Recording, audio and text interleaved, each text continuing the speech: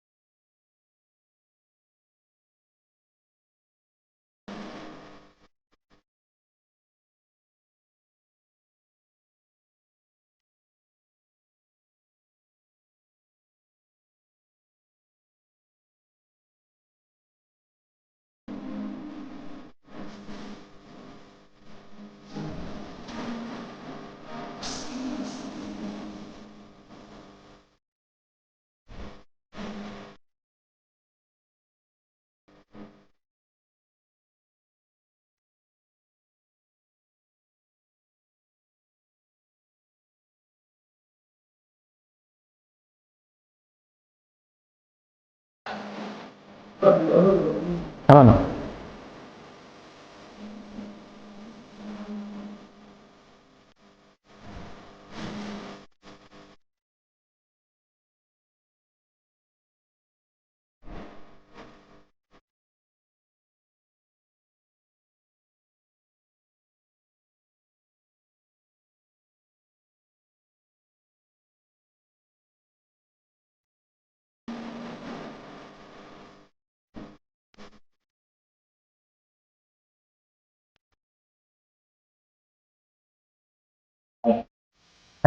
Bwana apewe sifa. Ni asubuhi njema ambayo Mungu amenipa nguvu niweze leo kuwaletea injili, na siku ya leo nimekuja na injili ambayo ni injili ya msamaha. Injili ya msamaha. Wapendwa, nimekuwa nikihubiri injili ile ya vita, breaking the covenant, vitu kama hizo. Lakini siku ya leo nimewaletea injili ambayo ni injili ya msamaha. The gospel of forgiveness. Siku ya leo nataka kuongea kuhusu msamaha. Mpaka siku ya leo tukaweze kuwasamea ndugu zetu, dada zetu, wale ambao waliotutendea mabaya. Kwa ajili mpendwa, ukisamea utasamewa na Mungu. Ukisamea mpendwa, utasamewa. Kwa ajili siku ya leo kuna mtu ambaye anaenda kusamea yule mwingine. Kwa ajili usiposamea mwenzako, Mungu hata kusamea. Kile kitu kimeharibu hii dunia ni kukosa msamaha. Unakosa kumsamea mwenzako, Mungu anakosa kukusamea. Yaani kama mtu amekukosea, usikamsamee. Siku ya leo nimeleta injili ambayo ni ya msamaha. Biblia iko na vitabu 66. New Covenant na Old Covenant. Lakini siku ya leo nimekuja na injili ambayo ni ya msamaha. Mpaka wapendwa tuweze kuwa watu wa kusamea wale wengine. Nikikukosea nisamee. Na mimi ukinikosea na kusamea. Kwa ajili msamaha. Mungu ni msamaha. Mungu ni msamaha. Siku ya leo mpaka tuweze kusameana. Wacha tuende pamoja kwa kitabu cha Matthew 6:14. Tukisomewa kwa Kiswahili.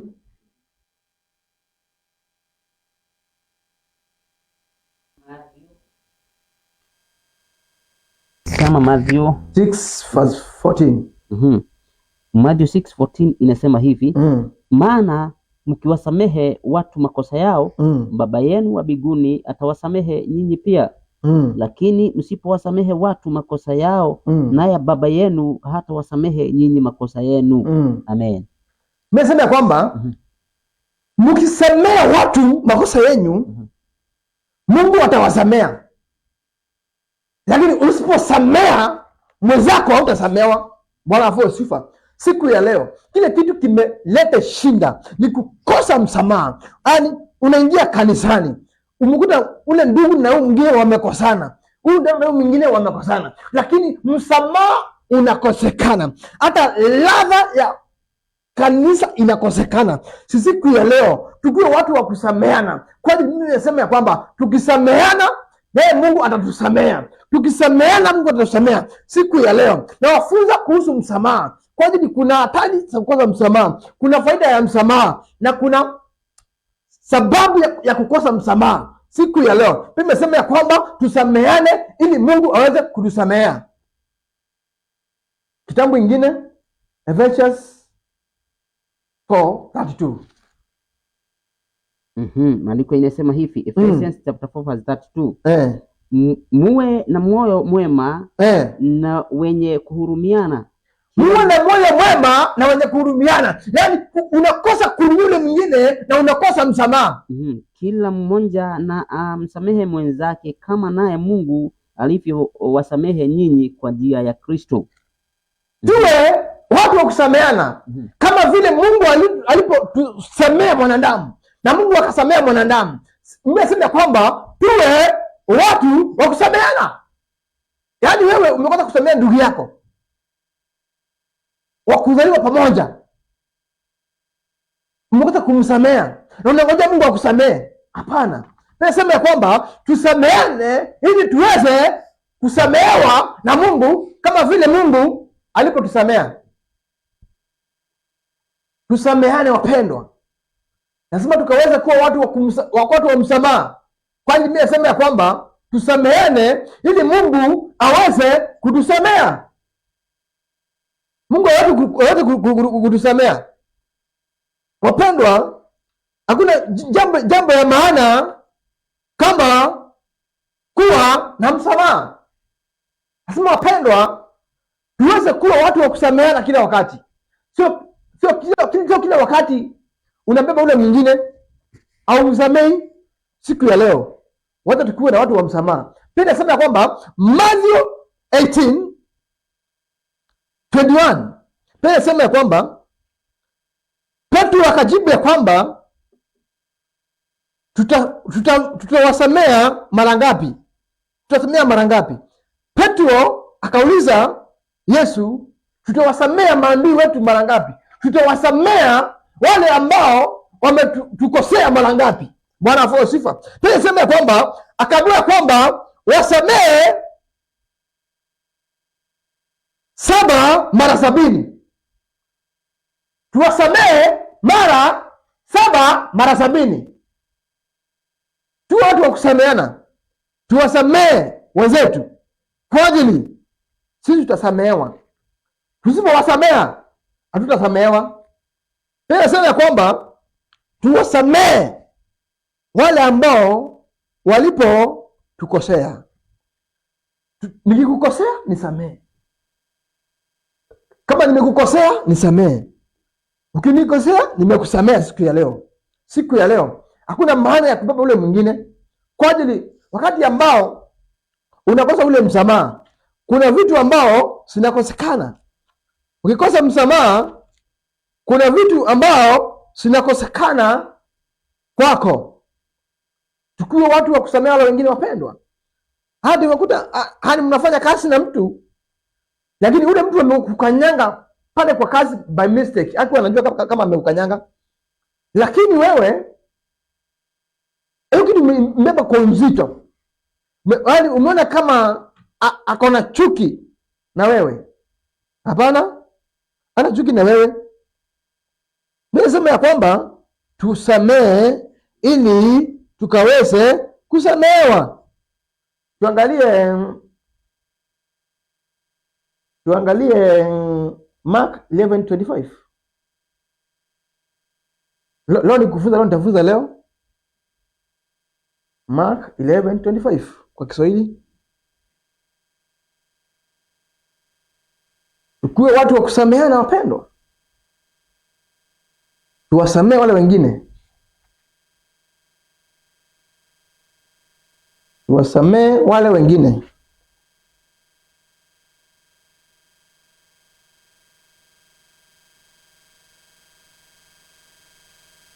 Tuwasamee waliyekukosea, tuwasamee.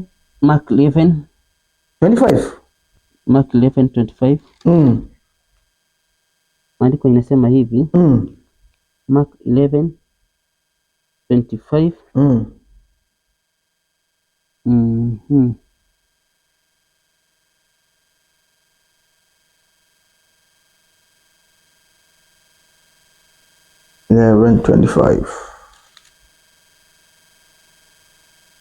Omba. Ni rahisi sana ngamia kupenya katika tundu la sindano kuliko tajiri kuingia katika ufalme wa Mungu. Ni rahisi ngamia kuingia katika shimo ya sindano kuliko tajiri kuingia ufalme wa mbingu. Kwa nini? Hiyo ni example ambao tumepewa mahali hapa. Kwa hiyo inawezekana mtu akambebe mzigo. Yaani kama tajiri anasema kwamba huyu mtu alinikosea, mpea kazi. Mungu amesema tusameane. Tunapaswa siku leo tukiwa watu wa kusameana. Tuweze kuwasamea wenzetu. Tusameane wapendwa. Kwa ajili msamaha ni kitu ya maana. Usipomsamea kuna malango yako itafungika. Kuna kitu ambayo inaitwa benefit of forgiveness. Benefit of forgiveness. Faida ya msamaha, number 1, brings back relationship. Inaleta urejesho wa uhusiano tena. Kitu kingine naitanga the inner peace. Ukisemea mtu nakuetanga inner peace. Kitu kingine nakuetanga the joy. Kitu kingine naitanga peace. Kitu kingine inaitwa causes of unforgiveness. Number 1 causes pain. Uchungu. Yaani uko na uchungu moyoni kwa ajili ya mwenzako. Kitu kingine bitterness.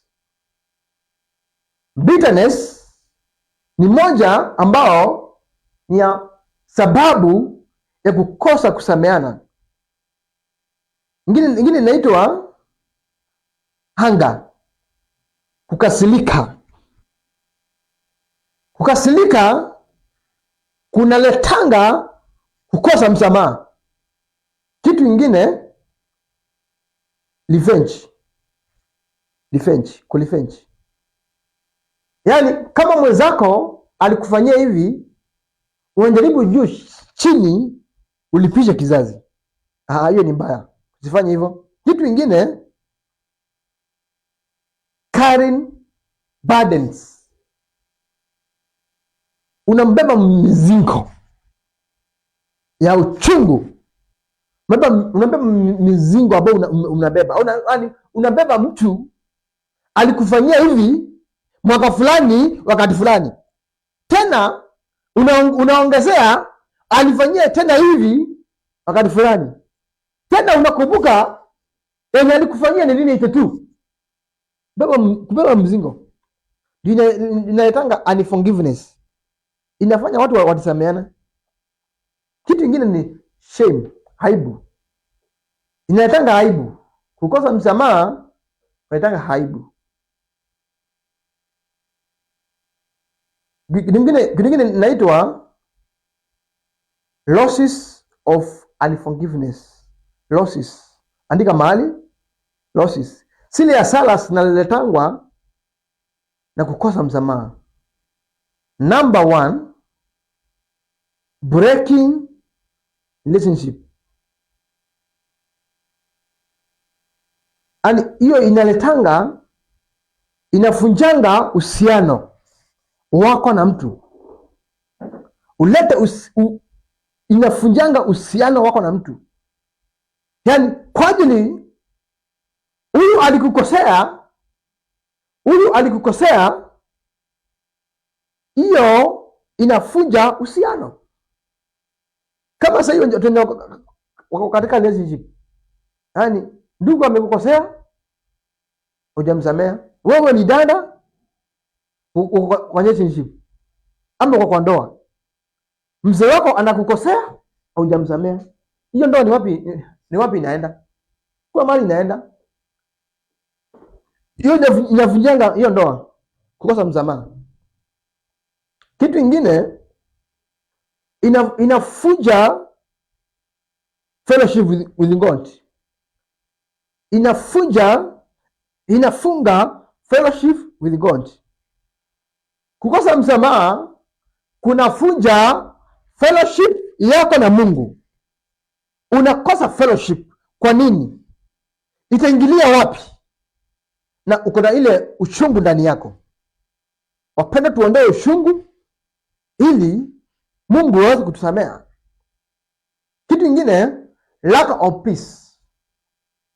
Hiyo ni hasara ambayo inaletangwa na kukosa msamaha. Lack of peace. Yaani wewe mwenyewe ukikutana mtu fulani ama ukikutana unakosa amani. Kwa nini unakosa? Unakosa kwa ajili ule mtu alikukosea ama mlikosana, hujawahi msamea. Hujawahi msamea hata siku moja. Kitu kingine inaitwa spiritual stagnation. Spiritual stagnation. Spiritual stagnation. Kustagnate, kusimama mahali pamoja. Kama vile maji inakuwa ime stagnant water. The word stagnant ni kitu yenye haitembei. Na unakuta haufui kiroho. Kwa ajili umekosa ule msamaha.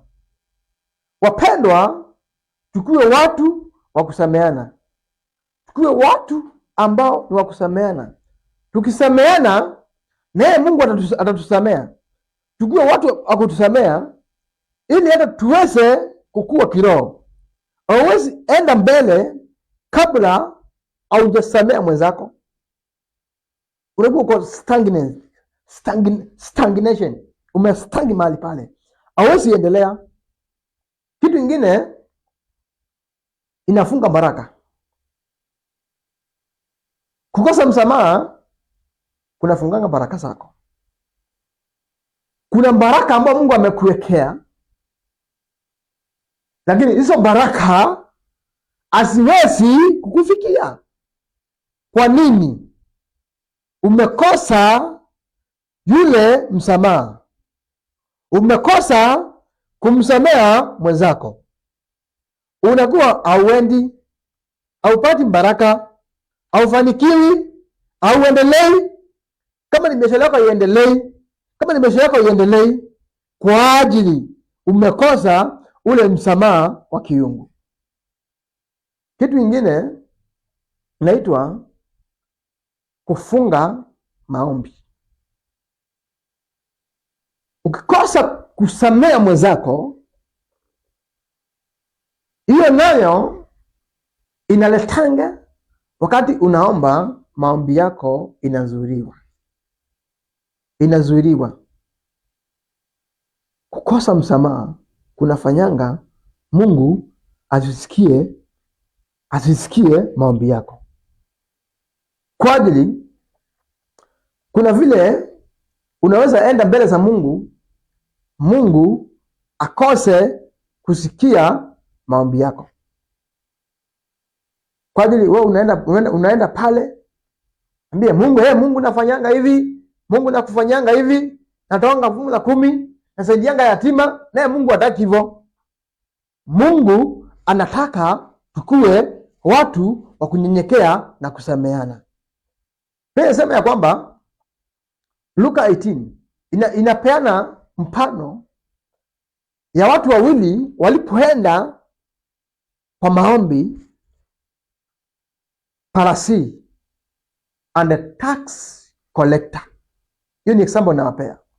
Nasema kwamba na wakati ule tax collector alienda mbele za Mungu, alienda kuomba ya kwamba Mungu, natoanga fungu la 10, Mungu nafanyanga hivi, Mungu nafanyanga hivi, Mungu nafanyanga hivi, angalia mimi si kama yule mwenye dhambi, angalia mimi si kama yule. Na yule Pharisee, wakati alianza kuomba akaambia Mungu, Mungu nisamee mimi mwenye dhambi. Na Mungu akasikia maombi ya yule ambao ameomba msamaha. Mungu akasikia maombi yule mtu ambaye amenyenyekea mbele zake, amenyenyekea, akaona yeye ni mwenye makosa. Lakini mtu tax collector, yeye aliomba maombi ambayo ni ya kiburi, maombi ambayo ni ya kiburi. Na wapendwa, tuache maombi ya vita. Maombi ya vita sio zuri, maombi ya vita sio mzuri.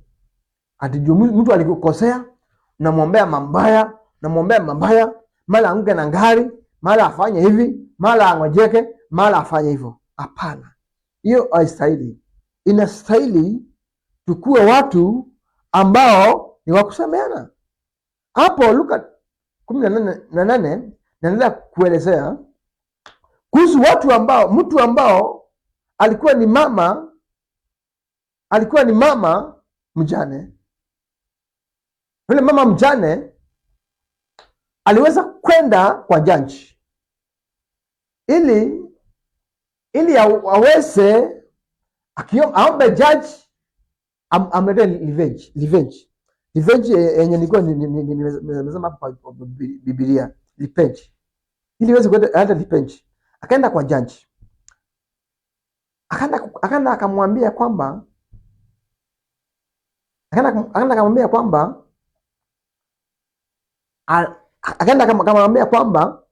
aweze kujaji. Naye yule jaji alikuwa ni jaji, hakuwa mcha Mungu,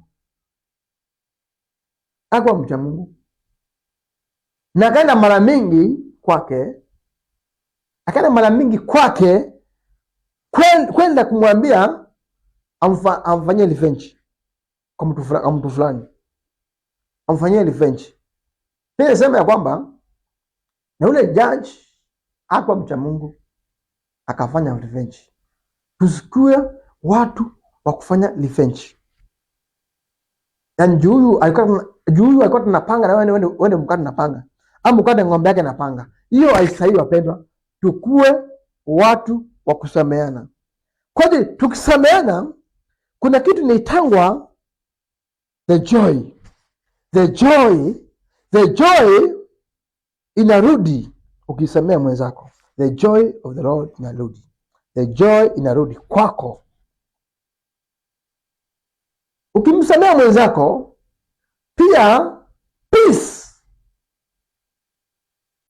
with a man,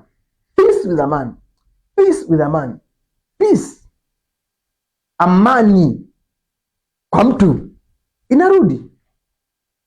Ile amani inarudi mpendwa, ukimsamea mtu amani inarudi. Pia nasema ya kwamba tusamee ili tuweze kusamehewa. Wewe kama hausamii mwenzako, Mungu atakusamea namna gani? Tuweze kusameana ili Mungu aweze kutusamea.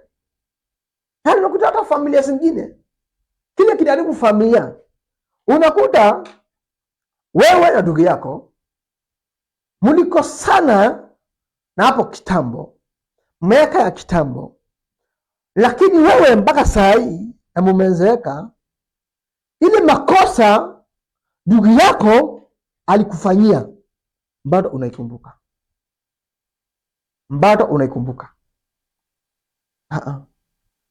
Bado hiyo makosa unaikumbuka. Unakumbuka makosa ile ndugu yako ile ambao alikufanyia. Si wapendwa, tukue watu wa kusameana. Juu tukisameana, Mungu atatusamea. Yaani unakuwa utasaidia ndugu yako hivi tu kumsamea. Kwa nini? Au msamei kwa ajili mtoto wako alikosana na mtoto wake. Imagine hiyo tu inafunjaga tu ya uhusiano tu. Inafunja uhusiano. Unakosa msamaha kabisa. Au samea ndugu yako. Na Biblia imesema ya kwamba tuwasamee ndugu zetu. Tuweze kuwasamea wale ambao wanatukosea.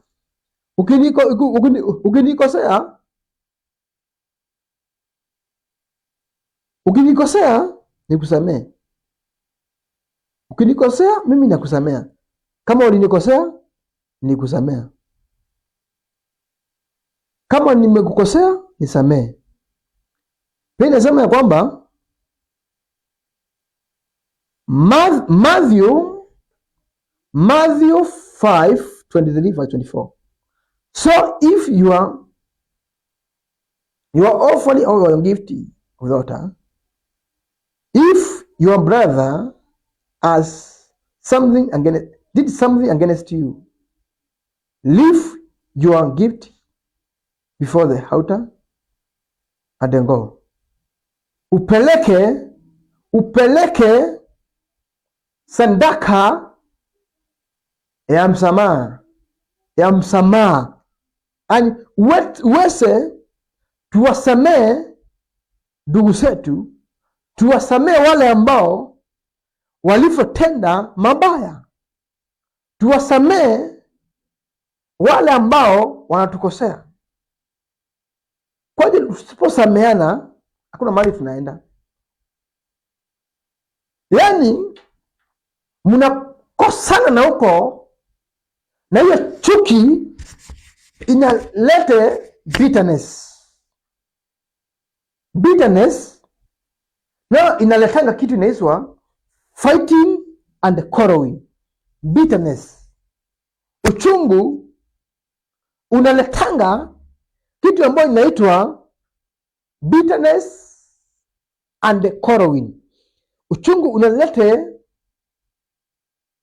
unaletanga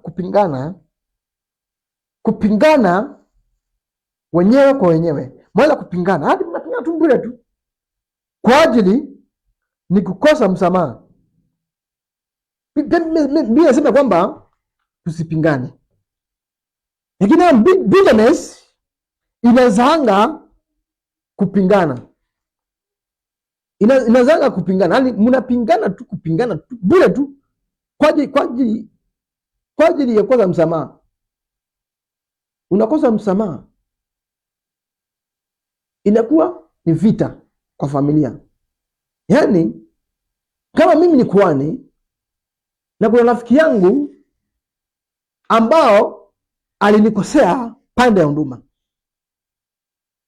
nianze kupinga huduma yake ama nianze kumpinga? Hapana, haistahili. Kama mmekosana kama wachungaji, ni mzuri muelewe kuna kusameana. Endeni msameana. Na hapo awali kulikuwa na marafiki wawili ambao walikaa pamoja kwa miaka mingi, for 30 years. Walikuwa marafiki, kila mmoja akamwambia mwingine siri za mwingine, na wakakaa na upendo kwa miaka mingi. Lakini siku moja wale watu ambao walipokosana, wale watu ambao walikuwa marafiki, siku moja wakakosana. Imagine urafiki wa miaka mingi. Walikuwa ni watu wa kuambiana siri, walikuwa ni watu ambao wanasaidiana mpaka siri sao sandani walikuwa wanaambiana. Unajua mpendwa, sio kila mtu yeyote ambao unaweza kumwambia siri yako. Sio kila mtu ambao unaweza kumwambia ile mambo unapitia kwa maisha. Lakini ni marafiki tu wanaweza ambiana zile shida ambao wanapitia kwa ndoa. Ni marafiki tu wanaweza ambiana yale mambo ambao wanapitia kwa huruma.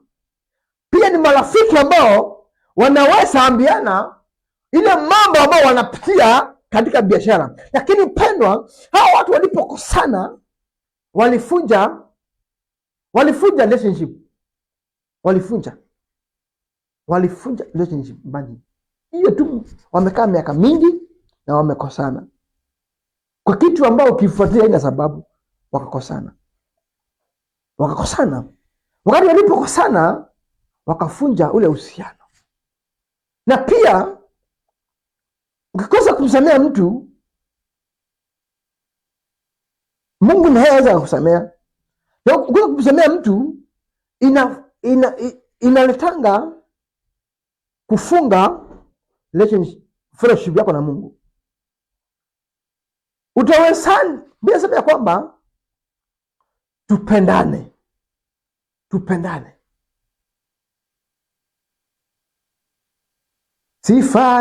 Sifai mbele za Bwana. Hiyo ni wimbo.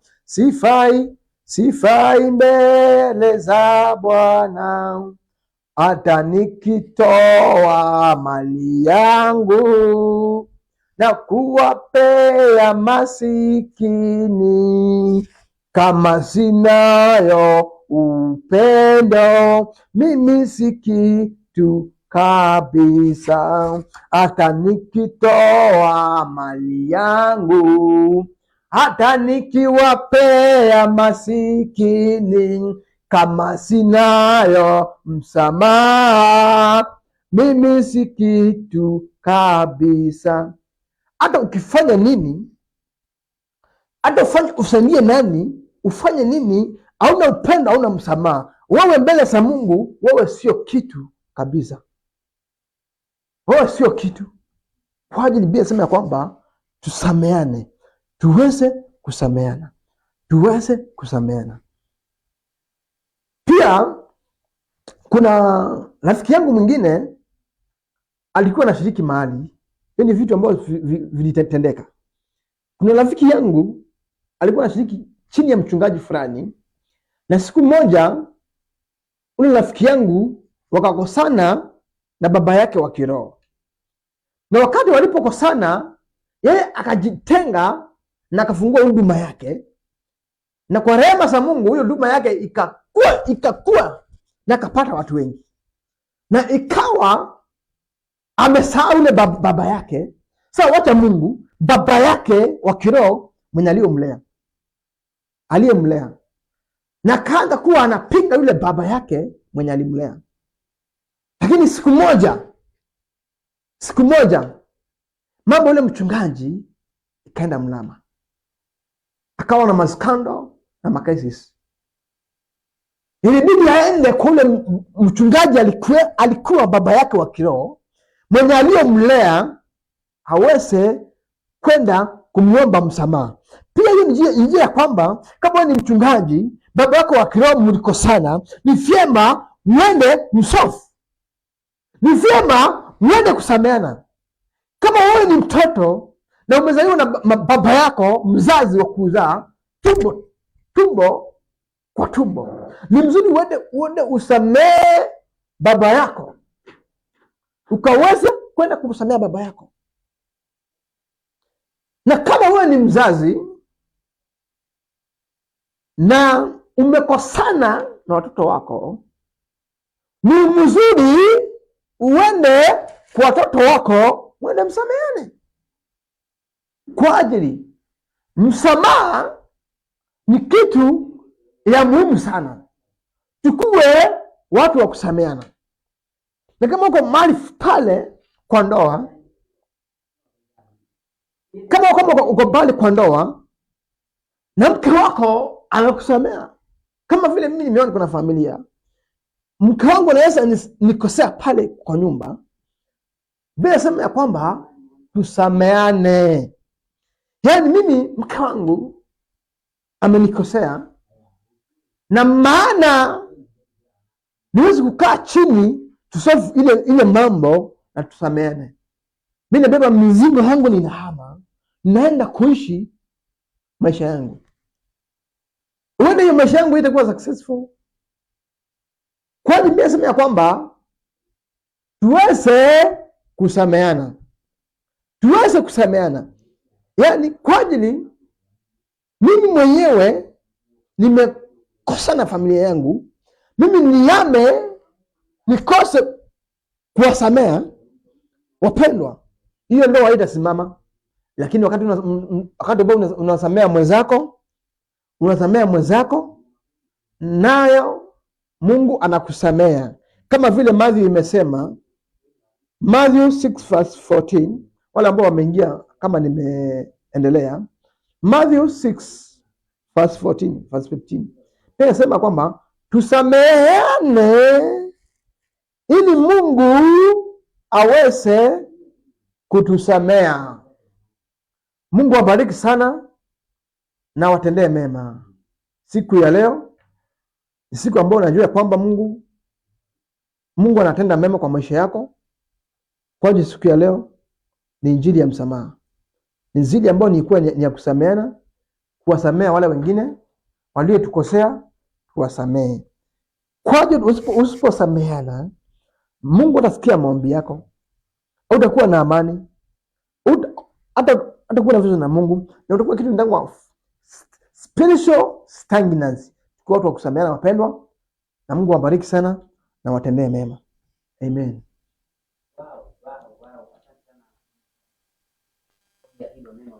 Na ningetaka uweze kutambua watu wawili watatu pale ya WhatsApp yako, vile watu wanaendelea kusema, na kabla ufanye hivyo ningetaka upeane nambari yako ya simu mtumishi. Nitapeana namba ya simu kwa ajili ya sadaka zenyu, na nitawaombea kwa ajili hiyo. Ni huduma ambayo Mungu amenitia. Namba yangu ya simu ni 0740 80 8583. 0740 80 8583. Rudia tena. 0740 80 8583. Wow, asante sana watazamaji wetu. Ningetaka sasa uweze kupeana nambari yako, sio nambari, samahani. Uweze kutambua watu wawili watatu padi yako na Mungu atakubariki. Asante sana. Kwanza nimeona watu wameanza kutuma sadaka zao. Kuna watu wametuma 1000. Mungu nakubariki. Sasa majina yako ni kwa hewa. Mtu ametuma 500. Mungu nakubariki. Wow. Mwingine ametuma 100. Mungu nakubariki. Nimekuona my brother umetuma 50 bob. Mungu akubariki. Asante sana. Nimeona kwa mwingine hapa ametumia 200. Mungu nakubariki. Wow. Kwa mwingine hapa ametuma 200. Mungu nakubariki. Kwanza nitawatambua watu wenye wametoa. Mungu nawabariki na watendee mema. Na watu wenye nataka kuwatambua pande ya WhatsApp, watu wenye wamewatch, marafiki zangu nitawatambua, na mwisho nitafunga na maombi. Mtu wa kwanza ni Apostle Justus Muse, Shilo Kazinduo, Malari North. Mungu nakubariki. Mtu mwingine Pastor Naomi, our pastor wa Dominion, Pastor Naomi, Mungu nakubariki.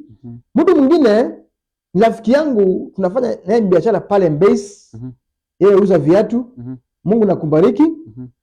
Mtu mwingine Betty Sami, Mungu nakubariki. Mtu mwingine rafiki yangu anaitwa Josephat ama J, akiuza makaa pale pande ya Leisambo ikubali na kutendea mema. Mtu mwingine hapa ambao wametazama, Evangelist John Gugi from Dominion, Mungu nakubariki. Mtu mwingine teacher Ann, Mungu nakubariki. Mwingine rafiki yangu pale ambao ni customer yangu Mtembei, Mungu nakubariki kwa Zimmerman. Mtu mwingine Minister Loss uko pale CFF ka West, Mungu nakubariki. Wow. Mtu mwingine Pastor Regina pastor wetu wa Dominion City, Mungu nakubariki. Mtu mwingine Jackie wa praise team pale Zimmerman Dominion, Mungu nakubariki. Mtu mwingine ni Mathew, huyo ni mwimbaji ambao wanashiriki kule kwa Apostle Justus pale Mara North. Mtu mwingine Pastor Abednego kutoka RGC pale Zimmerman, Mungu nakubariki. Abednego friend wa Kigosho, Mungu nakubariki kutoka Dominion. Pastor Eunice Kimani, rafiki yangu kutoka Zimmerman, Mungu nakubariki na kutendea mema. Watu ni wengi sana. Eunice, Mungu nakubariki. Mse, Mungu nakubariki. Pastor Cleopas, Mungu nakubariki. Bishop Moses pale Maroroi, Mungu nakubariki. Steve Murizi, yeye ni mwimbaji, akona studio yake, Mungu nakubariki. Mtu mwingine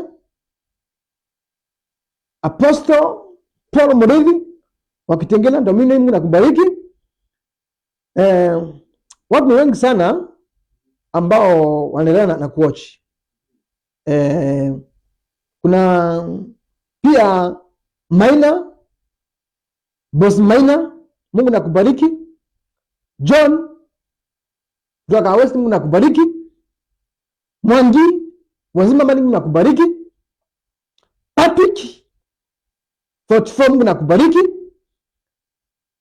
Wambua, Mungu nakubariki. Purity Zimmerman, Mungu nakubariki.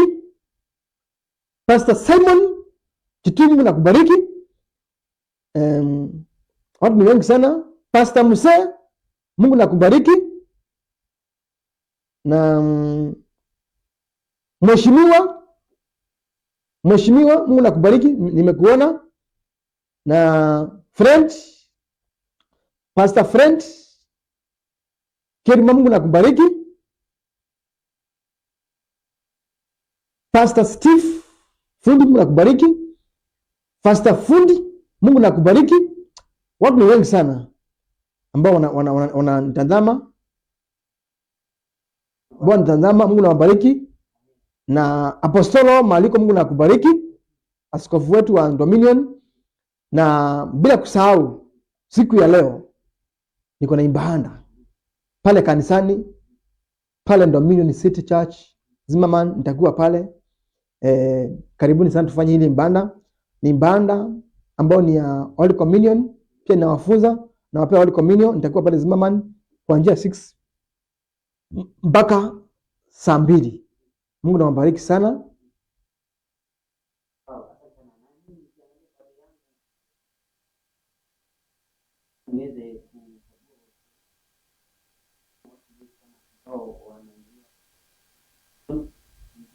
Mungu awabariki.